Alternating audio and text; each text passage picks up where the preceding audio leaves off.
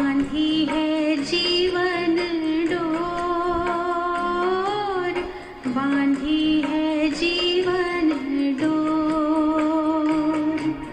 दिल मेरा लगा ही रहता हर पल तेरी ओर, हर पल तेरी ओर। स्नेह प्यार की तुझसे बाबा बांधी है जीवन डोर, बांधी है जीवन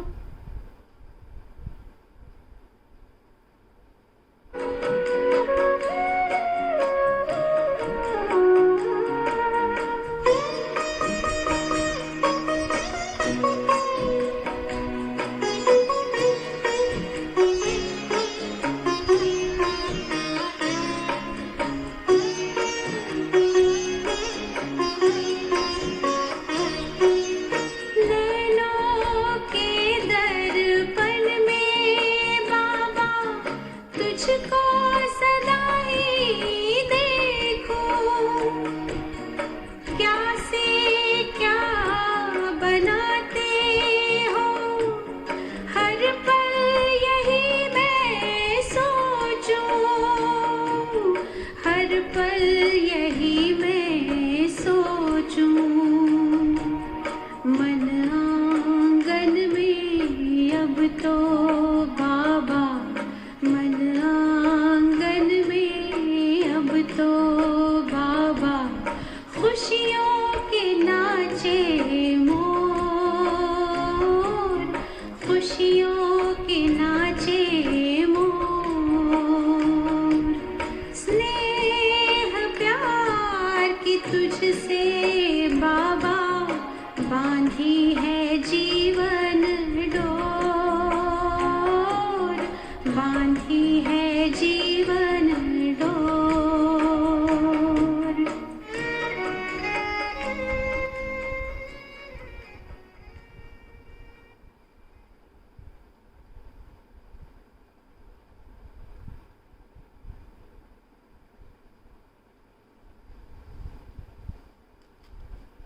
ओम शांति। ओम शांति। आज बाबा टीचर के रूप में हमें बहुत सारी गुह्य बातें समझाते हैं। बाबा ने ही आकर के अनेक रहस्यों का उद्घाटन किया है। शिव बाबा ब्रह्मा के माध्यम से हम बच्चों को सत्य ज्ञान देते हैं।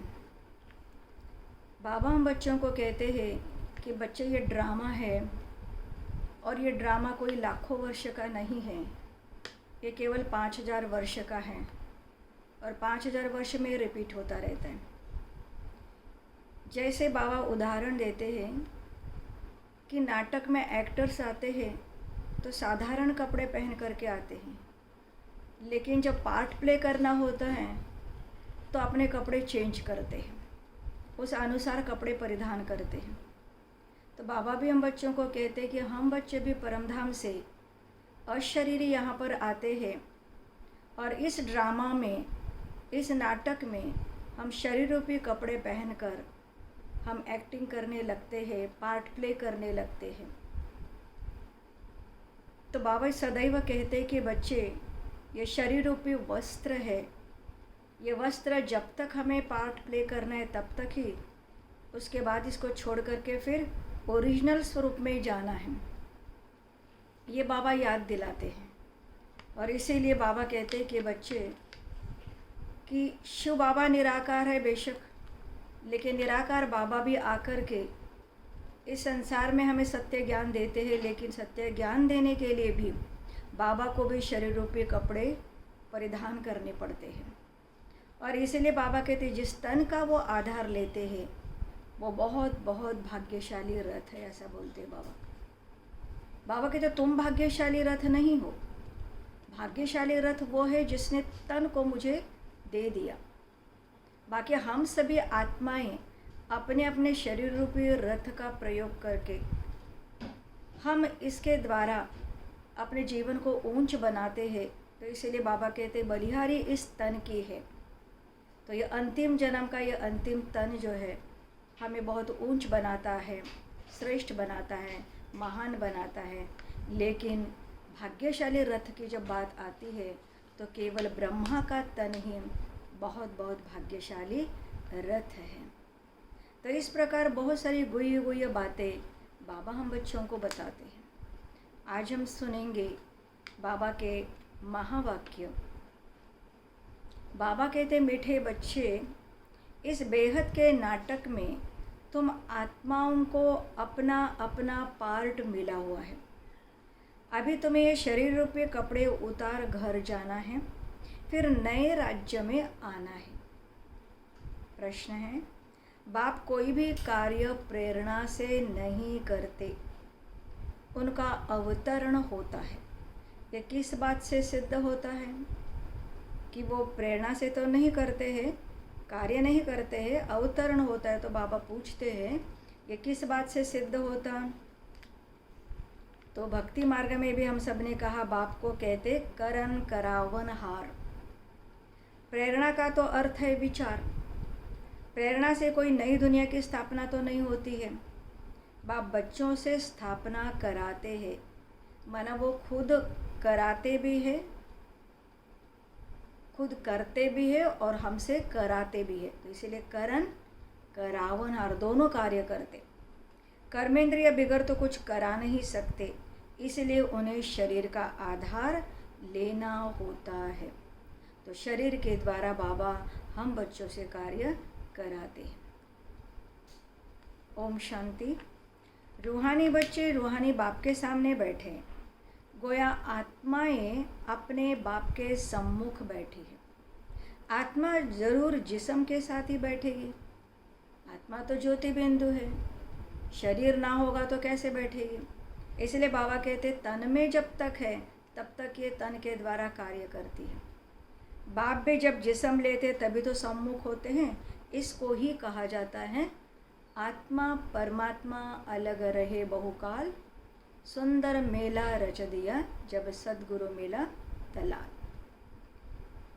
तुम बच्चे समझते हो ऊंचते ऊंच बाप को ही ईश्वर, प्रभु, परमात्मा भिन्न भिन्न नाम दिए हैं। परमपिता कभी लौकिक बाप को नहीं कहा जाता। सिर्फ परमपिता लिखा तो भी हर्जा नहीं है। परमपिता अर्थात सभी का पिता है एक। परमपिता का मतलब ही है सर्वश्रेष्ठ पिता, वो है सबका एक ही। बच्चे जानते हम परमपिता के साथ बैठे हैं। परमपिता परमात्मा और हम आत्माएं शांति धाम के रहने वाले हैं। बाबा ये भी याद दिलाते हैं ओरिजिनल हमारा घर बहुत बहुत दूर 5 तत्वों से परे। वो बाबा कहते हैं कि उस परम धाम छठे तत्व में हम सभी आत्माएं रहने वाली और परमात्मा भी वहीं का रहने वाला है।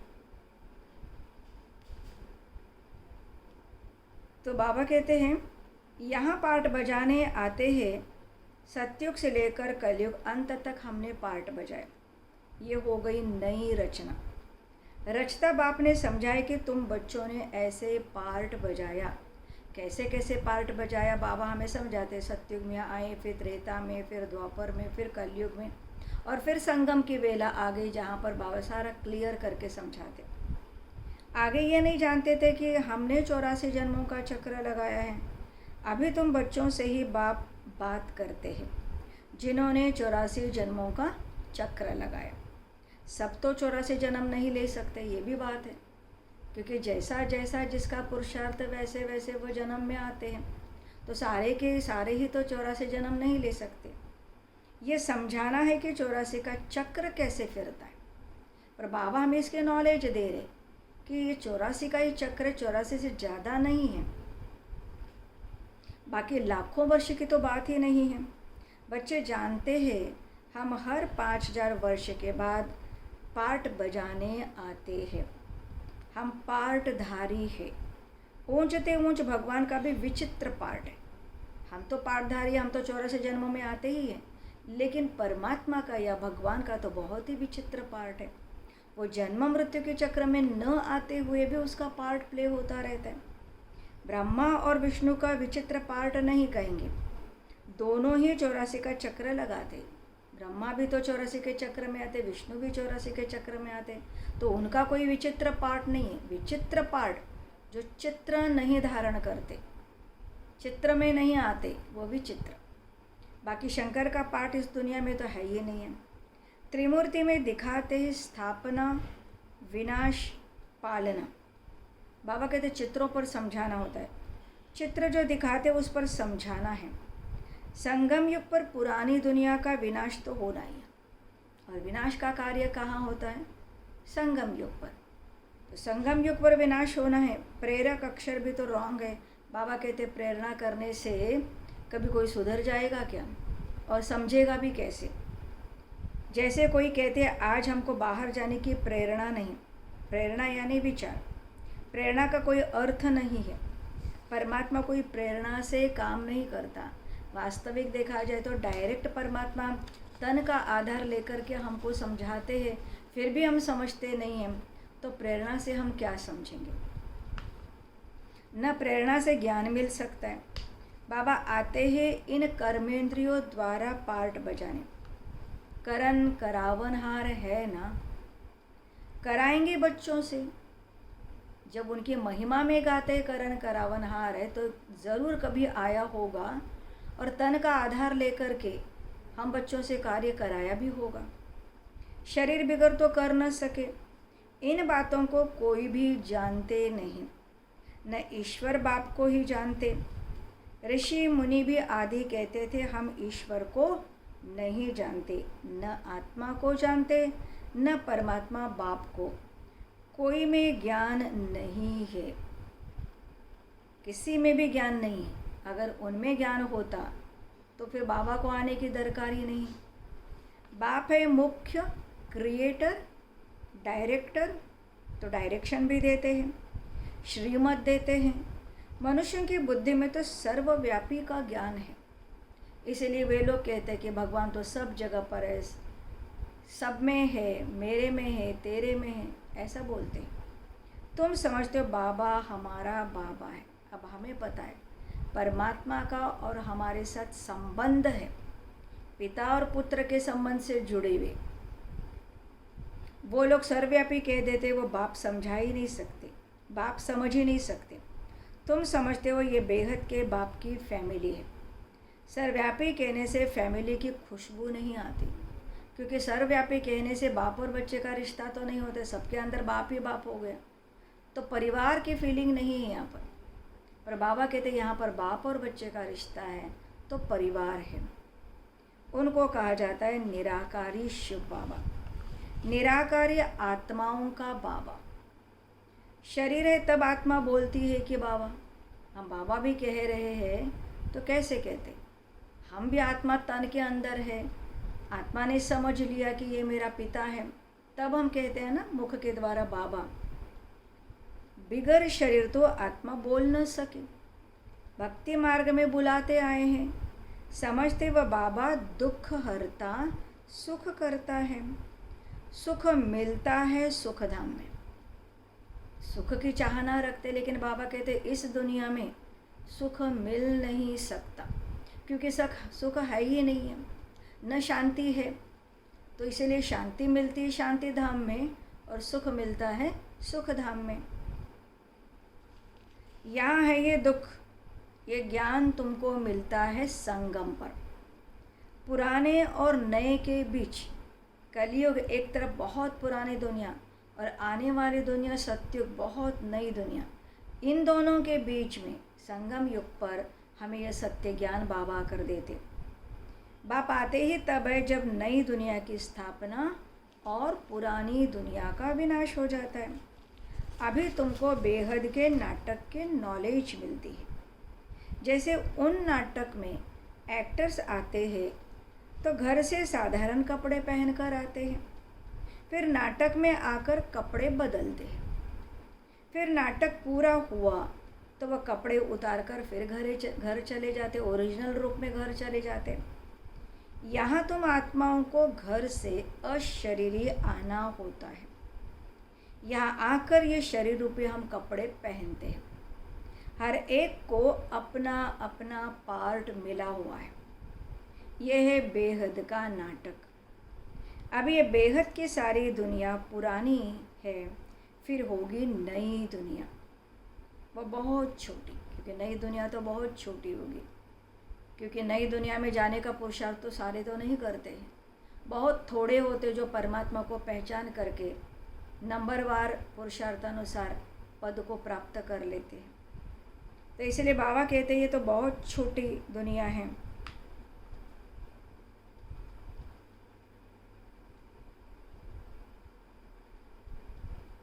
तो हर एक को अपना अपना पार्ट मिला हुआ। ये बेहद का नाटक। अब ये बेहद की सारी दुनिया पुरानी है, फिर होगी नई दुनिया। वो बहुत छोटी है। एक धर्म है वहाँ पर। तुम बच्चों को इस पुरानी दुनिया से निकल फिर हद की दुनिया में, नई दुनिया में आना है, क्योंकि वहाँ है ही एक धर्म। अनेक धर्म, अनेक मनुष्य होने से बेहद हो जाती है। वहाँ तो है एक धर्म, थोड़े मनुष्य है। एक धर्म की स्थापना के लिए तो परमात्मा को आना पड़ता है। तुम बच्चे इस बेहद के नाटक के राज को समझते हो कि ये चक्र कैसे फिरता है, क्योंकि बाबा ने सारी ड्रामा की नॉलेज दे दी। अब पता पड़ता है कि कैसे ये नाटक चलता रहता है।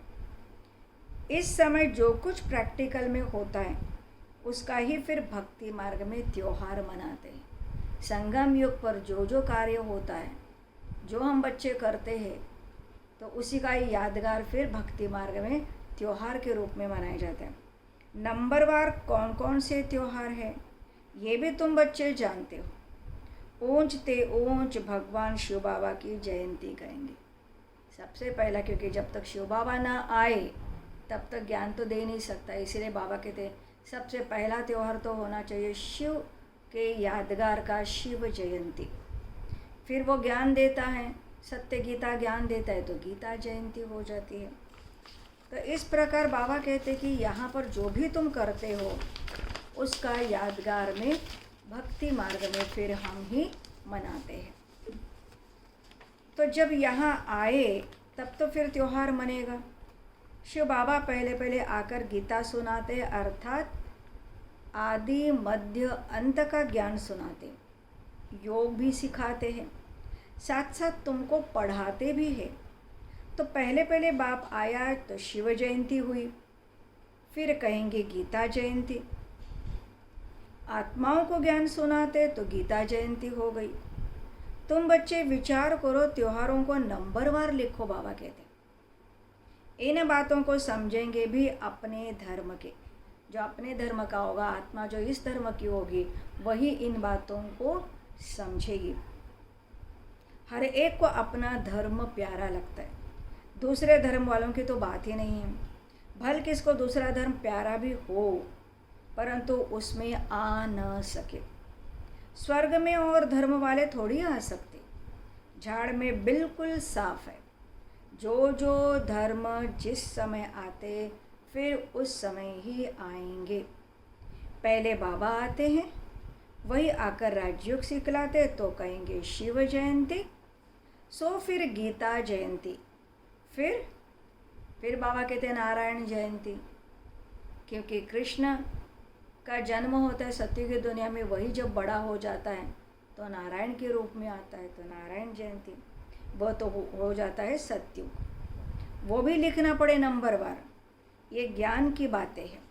शिव जयंती कब हुई वो भी पता नहीं है। ज्ञान सुनाया जिसको गीता कहा जाता है, तो फिर विनाश भी होता है। जगदम्बा आदि की जयंती का कोई हॉलीडे नहीं है। जगदम्बा को भी दिखाया गया, लेकिन उसकी कोई हॉलीडे को छुट्टी नहीं देते। मनुष्य किसी की भी तिथि तारीख आदि को बिल्कुल नहीं जानते। लक्ष्मी नारायण राम सीता के राज्य को ही नहीं जानते। 2500 वर्ष में जो आए उनको जानते हैं, परंतु उनसे पहले जो आदि सनातन देवी देवता थे उनको कितना समय हुआ ये कुछ भी नहीं जानते। 5000 वर्ष से बड़ा कल्प तो हो ही न सके। और बाबा ये राज बताते कि बच्चे कल्प केवल 5000 वर्ष का है। आधा तरफ तो ढेर संख्या आ गई, बाकी आधा में इनका राज्य। ढेर पॉपुलेशन बढ़ जाते तो आधे आधे कल्प में अर्थात 2 युगों में। और पहले सत्युग और त्रेता युग में वहाँ तो पॉपुलेशन ही कम है, वहाँ एक ही धर्म है, एक ही राज्य है, फिर जास्ती वर्षों का कल्प हो कैसे सकता। 84 लाख जन्म भी नहीं हो सकते। वो लोग समझते कलयुग की आयु लाखों वर्ष है, ऐसा दिखाया गया। मनुष्यों को अंधियारे में डाल दिया, इसलिए लोग सोचते हैं कि अभी लाखों वर्ष पड़ा हुआ है तो जो मर्जी करो। पर तो बाबा कहते हैं ऐसा नहीं। कहाँ सारा ड्रामा 5000 वर्ष का और कहाँ सिर्फ कलयुग के लिए कहते कि अभी 40,000 वर्ष शेष है, ऐसा बोलते। जब लड़ाई लगती है तो समझते हैं भगवान को आना चाहिए, लेकिन भगवान को तो आना चाहिए संगम पर। कहाँ पर आएगा भगवान? तो जब अति हो जाती है, कलयुग के अति हो जाती है और आने वाली दुनिया श्रेष्ठ दुनिया, उनके बीच के संगम पर बाबा को आना पड़ता है। महाभारत लड़ाई तो लगती ही है संगम पर। बाबा कहते मैं भी कल्प कल्प संगम युग पर आता हूँ। बाप आएंगे नई दुनिया की स्थापना, पुरानी दुनिया का विनाश कराने। नई दुनिया की स्थापना होगी तो पुरानी दुनिया का विनाश ज़रूर होगा। इसके लिए ये लड़ाई है। इसमें शंकर के प्रेरणा आदि की तो कोई बात ही नहीं है। अंडरस्टूड पुरानी दुनिया, अंडरस्टूड है कि पुरानी दुनिया खलास हो जाएगी। मकान आदि तो अर्थक्वेक में सब खलास हो जाएंगे, क्योंकि नई दुनिया चाहिए ना। अगर किसी मकान के जगह पर हमें नया मकान बनाना है ज़मीन पर, तो पहले पुराने मकान को तो तोड़ना ही पड़ेगा। ऐसे ही बाबा कहते हैं कि ये पुरानी दुनिया है, इसी पर ही तो नई दुनिया बननी है, तो इस पुरानी दुनिया को तो ख़त्म होना ही है। नई दुनिया थी ज़रूर, दिल्ली परिस्तान थी, जमुना का कंठा था, याद दिला रहे बाबा। लक्ष्मी नारायण का राज्य था, चित्र भी है। लक्ष्मी नारायण को स्वर्ग का ही कहेंगे। तुम बच्चों ने साक्षात्कार भी किया कि कैसे स्वयंवर होता है। ये सब पॉइंट्स बाबा रिवाइज कराते। अच्छा पॉइंट्स याद नहीं पड़ती है तो बाबा को याद करो। बाबा इतना गहरा ज्ञान देते हैं, अगर ये ज्ञान ये पॉइंट्स याद नहीं रहते तो बाबा कहते सिंपल सी बात है, तुम मुझ बाप को याद करो। बाप भूल जाता है तो चलो ठीक है, टीचर को याद करो। टीचर जो सिखलाते वह भी ज़रूर याद आएगा ना। टीचर भी याद आएगा, नॉलेज भी याद रहेगी, उद्देश्य भी बुद्धि में, क्योंकि हम पढ़ाई पढ़ते तो स्टूडेंट हो गए, तो स्टूडेंट के आगे तो उद्देश्य होता है। तो इसीलिए बाबा क्या कहते ये सब कुछ याद आएगा, याद रखना ही पड़े, क्योंकि तुम्हारी स्टूडेंट लाइफ है ना। ये भी जानते हो जो हमको पढ़ाते वो हमारा बाप भी है। लौकिक बाप कोई गुम नहीं हो जाता। लौकिक, पारलौकिक और फिर ये है अलौकिक। ब्रह्मा बाबा हमारा अलौकिक बाप है, इनको कोई याद नहीं करते। लौकिक बाप से तो वर्षा मिलता है, देहधारी बाप लौकिक बाप है, उससे तो जो उसकी प्रॉपर्टी है वो मिलती है अंत तक, इसीलिए उसको याद करते। शरीर छोड़ा फिर दूसरा बाप मिलता है। जन्म बाय जन्म लौकिक बाप मिलते रहते। पारलौकिक बाप को भी दुख व सुख में याद करते हैं। बच्चा मिला तो कहेंगे ईश्वर ने बच्चा दिया। बाकी प्रजापिता ब्रह्मा को क्यों याद करेंगे? इनसे तो कुछ मिलता थोड़ी है। इनको अलौकिक कहा जाता है। अलौकिक इसलिए क्योंकि परमात्मा ने इसके तन का आधार लिया, इसलिए वो अलौकिक हो गए, लौकिक रूप से नहीं है। लेकिन इससे कोई हमें प्रॉपर्टी नहीं मिलती है, इसलिए बाबा क्या कहते हैं, इसको कोई याद नहीं करते। तुम जानते हो हम ब्रह्मा द्वारा शिव बाबा से वर्षा ले रहे। जैसे हम पढ़ते हैं, यह रथ भी निमित्त बन पढ़ता है, वो भी निमित्त बना हुआ है। तो बाबा कहते जो मैं सुनाता हूँ तुम बच्चों को, तो ये बच्चा भी पढ़ता रहता है, सुनता है। बहुत जन्मों के अंत में इनका शरीर ही रथ बना है। रथ का नाम तो रखना पड़ता है ना। यह है बेहद का संन्यास। रथ कायम ही रहता है, बाकी का ठिकाना नहीं है। चलते चलते फिर भागंते हो जाते। ये रथ माना जिसके तन का आधार लिया वो तो हमेशा कायम रहता है, लेकिन बाकी कितने बच्चे आते हैं, बाबा बाबा करते और फिर भागंती भी हो जाते, उनका कोई ठिकाना ही नहीं है। यह रथ तो मुकर्रर है ड्रामा अनुसार। इनको कहा जाता है भाग्यशाली रथ। तुम सबको भाग्यशाली रथ नहीं कहेंगे, बाबा कहते। भले हम भाग्यशाली है क्योंकि बाबा को हमने जान लिया, पहचान लिया, बाबा के बच्चे बन गए, परंतु भाग्यशाली रथ नहीं कहेंगे। भाग्यशाली रथ एक ही माना जाता है जिसमें बाप आकर ज्ञान देते, स्थापना का कार्य कराते। तुम भाग्यशाली रथ नहीं ठहरे, तुम्हारी आत्मा इस रथ में बैठ पड़ती है। आत्मा पवित्र बन जाती, इसलिए बलिहारी स्तन की है जो इसमें बैठ पड़ाते हैं।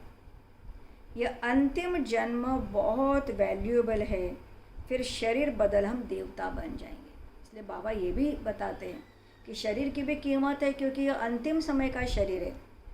84 जन्मों का अंतिम का अंत का ये शरीर है। तो ये शरीर भी हमें बाबा से मिलवाता है, इसीलिए ये भी अहो सौभाग्य। तो बाबा कहते फिर ये पुरुषार्थ करके हम बदल करके देवता बन जाएंगे। इस पुराने शरीर द्वारा तुम शिक्षा पाते हो, शिव बाबा के बनते हो। तुम जानते हो हमारी पहली जीवन वर्थ नॉट ए पेनी थी। पहली जीवन माना जब तक हमें बाप का परिचय नहीं था, शिव बाबा ने आकर के हमें पहचान नहीं दी थी, तब तक हम अपने देह का ही घमंड कर रहे थे। मैं फलाना हूँ, मैं फलाना हूँ, यही। इसलिए बाबा कहते हैं पहले की जीवन तो तुम्हारे वर्थ नॉट ए पेनी थी, परंतु अब हमने परमात्मा पिता को समझ लिया, जान लिया, पहचान लिया और उसके साथ हमने संबंध जोड़े। अब हमारे जीवन बदल गए। इसलिए बाबा क्या कहते अब पाउंड बन रही है। जितना पढ़ेंगे उतना ऊंच पद पाएंगे। बाप ने समझाया है याद की यात्रा है मुख्य। इनको ही भारत का प्राचीन योग कहते, जिससे तुम पतित से पावन बनते हो। स्वर्गवासी तो सब बनते, फिर है पढ़ाई पर मदा। जितना जैसा जो पढ़ेगा स्वर्ग में तो ज़रूर आएंगे, लेकिन पद पाने के लिए बाबा क्या कहते पढ़ाई पर अटेंशन देना चाहिए।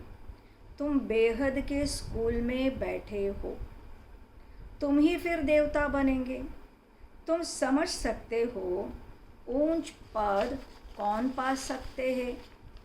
अब ये तो बाबा कहते हैं कि जैसे जैसे हमने पढ़ाई पढ़ी होगी उस आधार पर तो हम अवश्य समझ सकेंगे उनकी क्वालिफ़िकेशन क्या होनी चाहिए।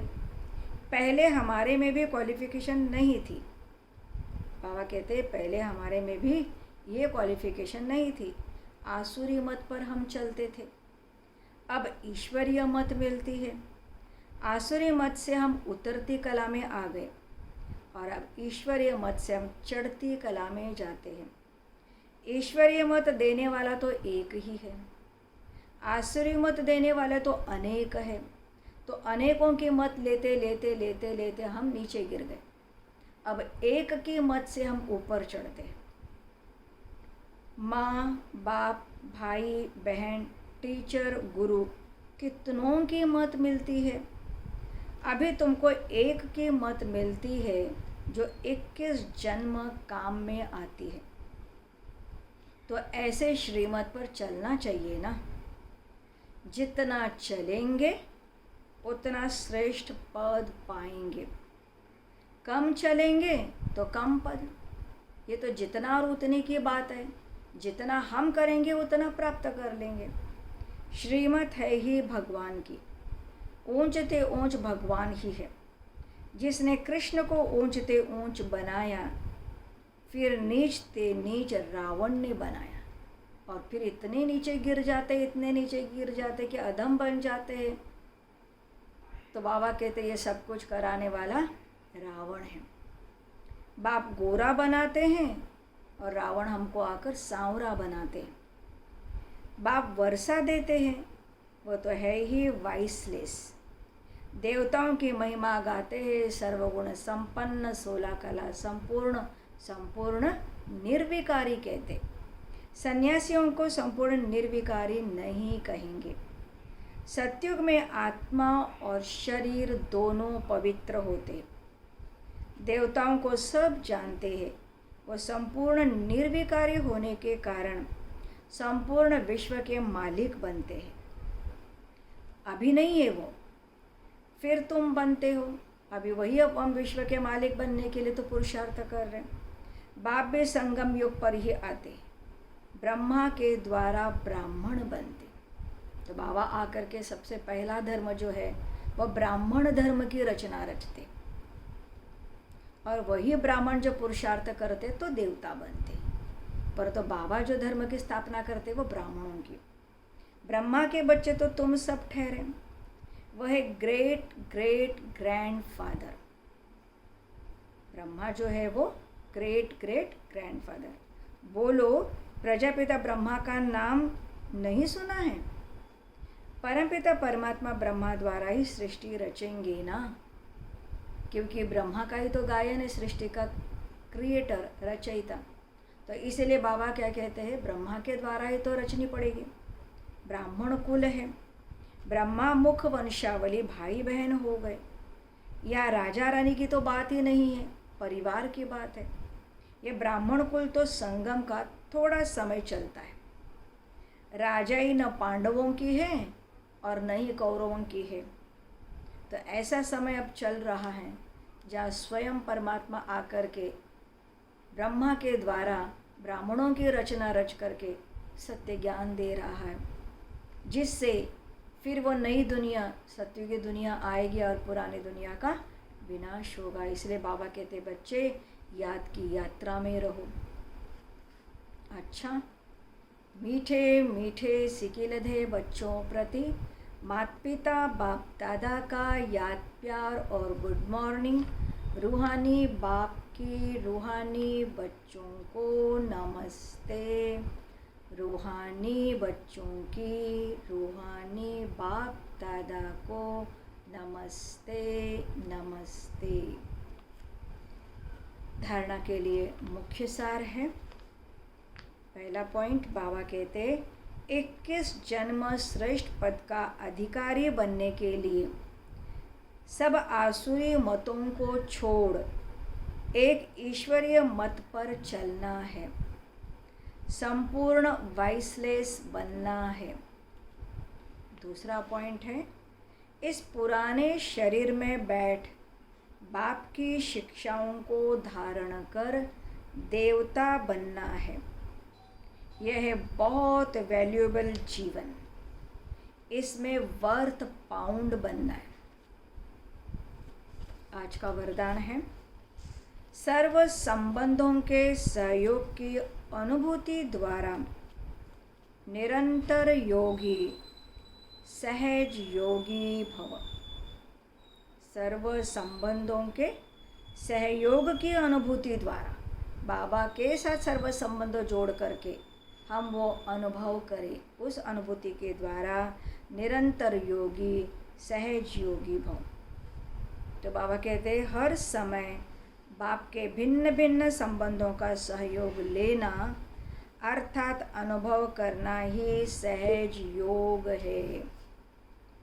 बाप कैसे भी समय पर संबंध निभाने के लिए बंधे हुए हैं। बाबा तो बंधा हुआ है, सिर्फ हम अपने मन बुद्धि को बाबा में लगाए। सारे कल्प में अभी सर्व अनुभवों की खान प्राप्त होती है, इसीलिए सदा सर्व संबंधों का सहयोग लो और निरंतर योगी सहज योगी बनो, क्योंकि जो सर्व संबंधों की अनुभूति व प्राप्ति में मगन रहता है वह पुरानी दुनिया के वातावरण से सहज ही उपराम हो जाता है। उसको कोई मेहनत नहीं करनी पड़ती है, लेकिन वह अपने आप ही इस पुरानी दुनिया से उपराम हो जाता है। इसलिए बाबा कहते तुम मगन रहो, बाबा से सर्व संबंध जोड़ करके उनकी अनुभूतियों में मगन हो जाओ। स्लोगन है, सर्व शक्तियों से संपन्न रहना यही ब्राह्मण स्वरूप की विशेषता है। ब्राह्मण का मतलब ही सारी शक्तियों से संपूर्ण। तो बाबा कहते सर्व शक्तियों से संपन्न रहना यही ब्राह्मण स्वरूप की विशेषता है। क्योंकि बाबा ने ही आकर के ब्रह्मा मुख वंशावली ब्राह्मणों की रचना ब्रह्मा के द्वारा रची है। तो ऐसा सर्वश्रेष्ठ ब्राह्मण जीवन वो बहुत ही शक्तिशाली होना चाहिए। इसीलिए बाबा कहते उसकी विशेषता है कि वह सारी शक्तियों को अपने जीवन में धारण कर ले। तो आज बाबा ने बहुत सुंदर सुंदर बातें हम बच्चों के लिए शिक्षाएं के रूप में दे दी है। तो हम उन शिक्षाओं को अपने जीवन में लाए और अपने आप को ऊंच बना दें। क्योंकि समय यही है, इसी संगम युग पर हम सभी परमात्मा ज्ञान को लेकर के पुरुषार्थ करके आने वाली स्वर्णिम दुनिया में जा सकते हैं। इसीलिए बाबा कहते संगम युग का समय बीत जाएगा तो फिर हम कुछ नहीं कर पाएंगे। तो बाबा के साथ हम संबंध जोड़ करके वो अनुभव अवश्य करें। तो चले हम बाबा के साथ। ओम शांति।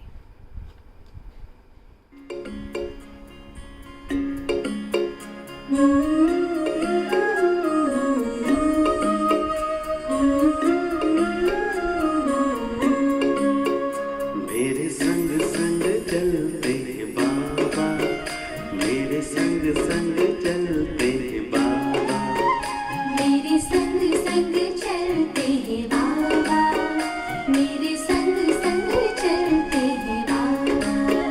जैसे गगन में चाँद चलता है उनकी किरणों की छाया में दिल हर पल रहता है। जैसे गगन में चाँद चलता है उनकी किरणों की छाया में दिल हर पल रहता है। मेरे संग संग चलते हैं बाबा, मेरे संग संग चलते हैं बाबा, मेरे संग संग चलते हैं बाबा, मेरे संग संग चलते हैं बाबा।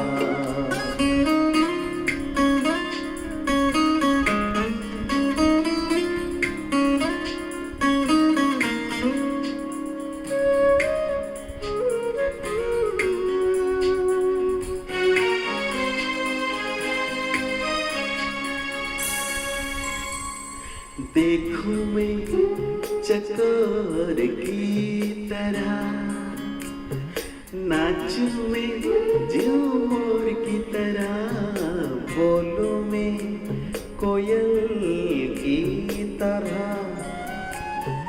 गाऊं मैं बुलबुल की तरह। मेरा मन बहलाते हैं बाबा, मेरा मन बहलाते हैं बाबा। जैसे सुरों में सरगम बजता है